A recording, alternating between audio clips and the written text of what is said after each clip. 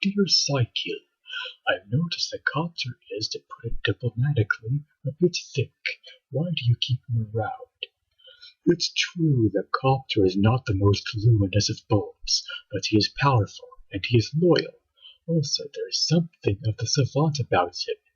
Many times his chance remarks set my own remarkable intellect on fruitful paths.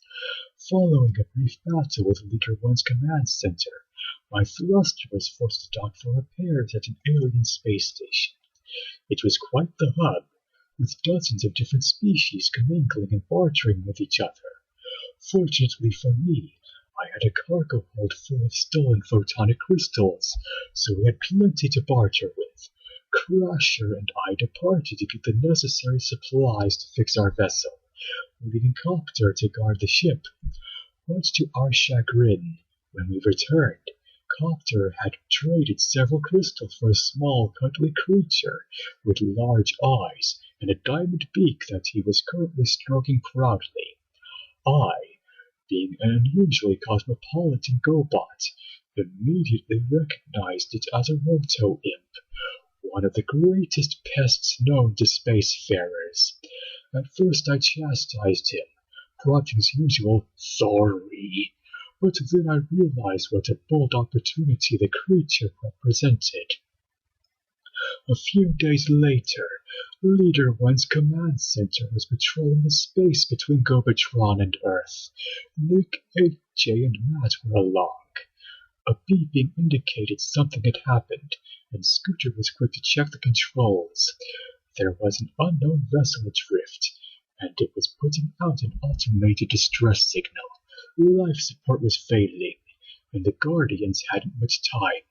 Nick was quite insistent that they had to mount a rescue, although Turbo cautioned, and Matt agreed, that it might be a renegade trap. Predictably, Leader One chose to proceed with the rescue, though they'd keep an eye out for trouble.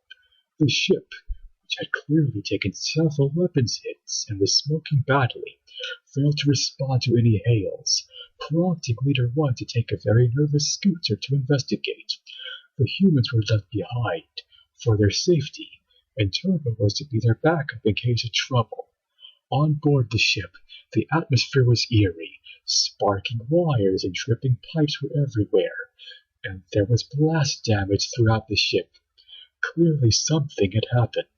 Scooter's sensors were in overdrive, because the ship looked ready to blow any minute, but they also detected a life sign, faint though it was. He led them to the bridge, which was deserted, save for a small cage containing the Roto-Imp, which was scampering about rather frantically. Leader One admonished him not to touch it, but Scooter had already scooped it up. "He's so cute. We can't leave him here to die, Leader One." Leader One reluctantly agreed, and right at the moment the ship began to shake itself apart. The two Guardians made haste back to their docked command center, dodging pieces of rubble falling and the occasional billowing cloud of noxious gas. Even as they boarded their vessel, Turbo disengaged the docking clamp, forcing Scooter to jump for it and get pulled inside by Leader One. Turbo engaged the hyperdrive at the last second, and they barely outran the explosion. Things were much calmer after that, but it was the calm before the storm. Nick and AJ adored the creature, whom they decided to name Gobo. Again, Turbo advised caution. "We don't even know what that thing is," but was ignored by his companions. "We know it's adorable," replied AJ. "Can we keep it?" asked Nick. Leader One nodded and declared that they could, at least until we figure out what its home planet is and we can get it back there. Shipboard life returned to normal, with Nick, AJ, and Scooter spending an inordinate amount of time feeding and petting their new mascot. Even Leader One seemed to appreciate the cute furry pet, scampering about and nibbling on his finger or the occasional loose wire. Only Turbo remained aloof. The first night, the creatures seemed to be especially drawn to the waste heat from the engines, where it curled up and went to sleep. In the morning, Nick went looking for GoBo with a small treat, and was astounded to find that there were now 3 of them. 1 for each of us, was how he put it to AJ and Scooter. This alarmed Turbo even more, but Scooter continued to pooh-pooh his concerns. Before the dialogue could continue, Leader 1 summoned all hands to the bridge. Renegade action detected. Stax and Dart were requesting backup at a Guardian mining outpost under Renegade attack. This struck Matt as odd. That's not a military target, so what's that slippery snake Cy-Kill playing at? The Guardians showed up to find my thruster hovering outside the asteroid mine, firing the occasional shot to keep the Guardians pinned inside. Leader 1 ordered the engines to full power and opened fire, and we engaged in a brief battle. Everything was going according to my plans. The Guardians were reacting as predictably as ever.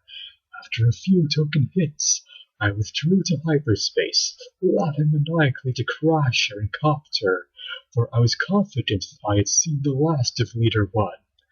Even Scooter noticed that something was off. Gee, it's not like Cy-Kill to take off without a fight.